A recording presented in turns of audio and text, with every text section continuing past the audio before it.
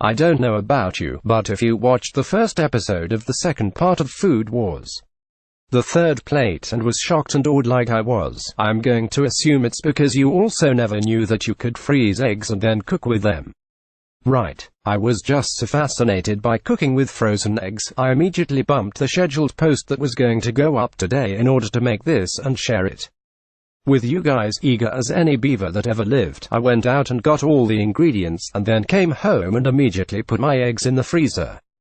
All 12 of them, even though I was only planning on making one bowl. I was excited. I waited a solid 24 hours and went to check my eggs, under the mistaken impression that they would be good to go. They were not good to go. I was flabbergasted. My resolve dwindled. How could I mess up freezing an egg? I knew there was hope as one egg had frozen completely.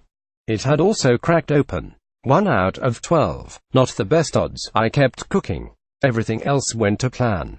The single frozen egg peeled beautifully. The sauce came together in a snap. The tempura batter was really easy.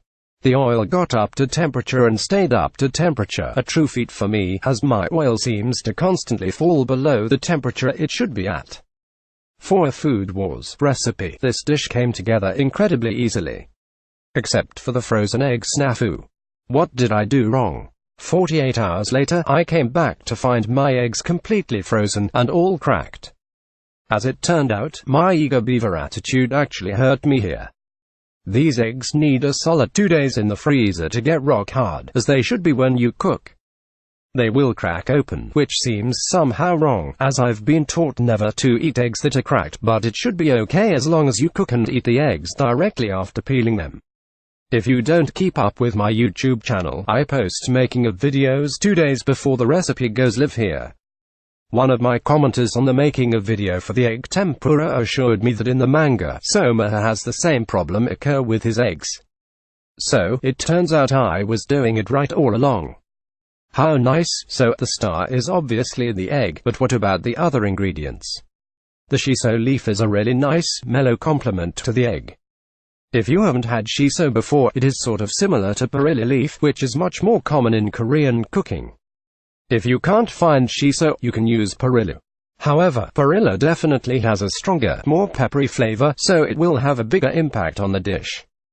The sauce is a very traditional Japanese flavor and works really beautifully against the egg. Definitely let it thicken in over low heat, and don't use it sparingly over the rice, as it will soak in and sink to the bottom of the bowl. Will this dish crack the heart of a stone-cold maiden like Arena? It is almost guaranteed. If the impressive cooking technique doesn't get them, the delicious flavor of the dish will do it. I really hope you can try this out.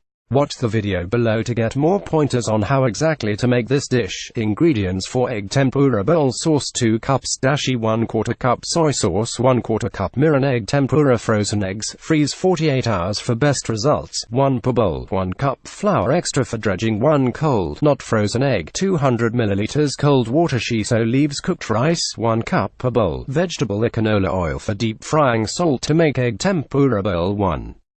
Freeze eggs 48 hours in advance.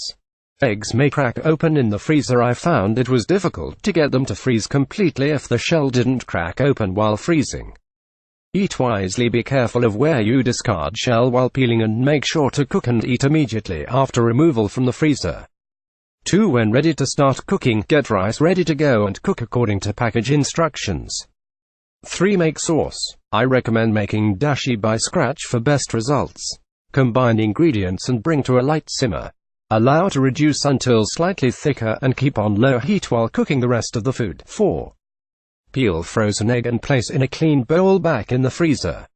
Set out flour for dredging, sprinkling a little salt over the top. Begin heating oil in a saucepot, heating till 350 F5. Combine the cold egg with cold water and whisk until ingredients are combined.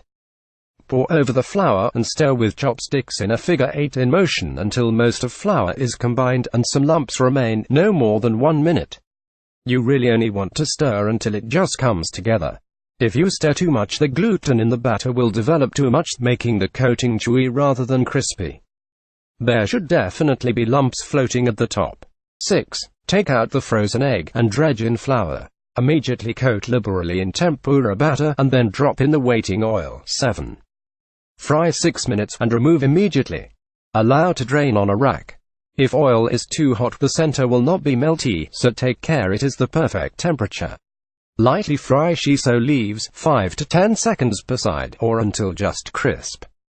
8. Place rice in bowl. Douse with sauce. Place egg on top with leaves arranged to the side. Douse with more sauce. 9. Cut into the egg and enjoy immediately. Try not to get pecked by a bunch of tiny chickens. I hope you enjoyed this post. Check in next week for another recipe. To check out more anime food recipes, visit my blog. If you have any questions or comments, leave them below. I recently got a Twitter, so you can follow me at @YoungPenguinSnack if you would like, and definitely feel free to send me food requests. My Tumblr is youngpenguinsnacks.tumblr.com. Find me on YouTube for more video tutorials. Enjoy the food, and if you decide to recreate this dish, show me pics. In case you missed it, check out our last dish, foil-wrapped salmon from today's menu for the Emye family. What other famous anime dishes would you like to see Emily make on Cooking with Anime?